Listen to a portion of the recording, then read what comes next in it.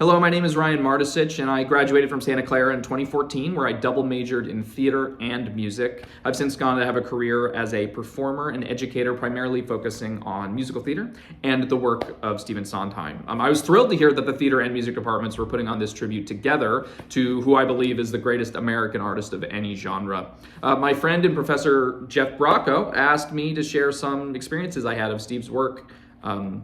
I call him Steve. His friends called him Steve. I was not his personal friend, but he meant quite a bit to me. And although I never actually met him, I have been in the same room as him, and that makes me very happy. I first discovered Steve's work when I was in high school and just getting into theater. I became sort of obsessed with it and absorbed as much of the material as I could. This is when I decided I wanted to go to Santa Clara because I wanted to attend a school where I could double major in theater and music, specifically to fully understand the complexities of his work. Before I attended Santa Clara, I went on the website and looked at the course calendar and saw that Dr. Barb Frazier was teaching a symposium on Sondheim's work. And I emailed her explaining how much I loved Steve and asking if I could just sit in, even though I wasn't a student. And she very graciously agreed. Unfortunately, the class ended up being canceled because of lack of enrollment, but hopefully this event might trigger more desire for the symposium. If that ends up happening, I might have to send another email to Barb. On the first day that I moved to Santa Clara, on the drive over from my house, I chose to listen to the title number to Merrily We Roll Along. And that was the first time I really heard those lyrics.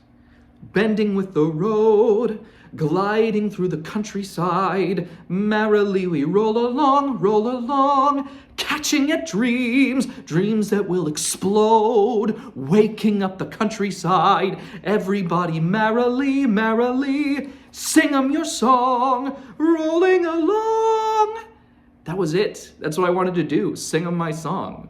And later that year, I was in a private voice lesson.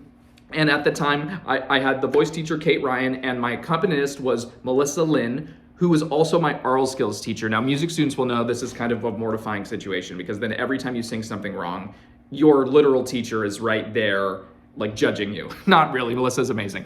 But it was very high pressure, and I was singing the song Talent from Roadshow, which has a particularly complicated Mixolydian ending, at the Mixolydian run at the end of the song, and I was singing it incorrectly. And my voice teacher, Kate, stopped me, looked me in the eye, and said, "Ryan, you and I both respect this man too much to not sing what he wrote on the page." And that was really it for me. That's when I realized that Steve is our Shakespeare.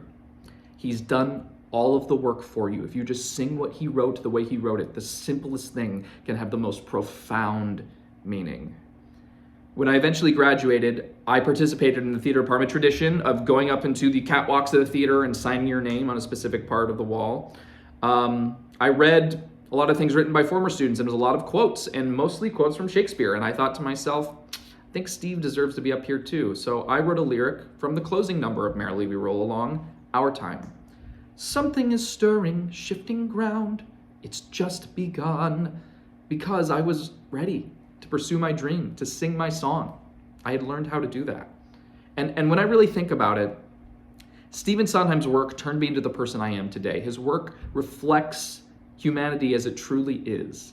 Beautiful and horrible and terrifying and wonderful all at the same time.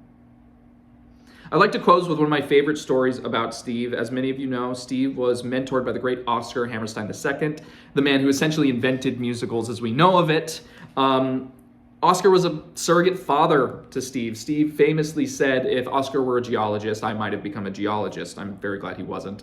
But you know, Oscar taught Steve almost everything about how to write a musical. And right before Oscar died, Steve brought Oscar a photo of Oscar and asked him to autograph it, which is weird if you think about it. It's like asking your dad to autograph a picture of himself.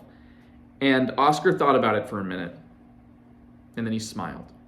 And then he wrote, "To Stevie, my friend and teacher." I think Steve is a teacher to all of us. And I hope you enjoy every minute of putting on his work. Best of luck with everything. I can't wait to see it.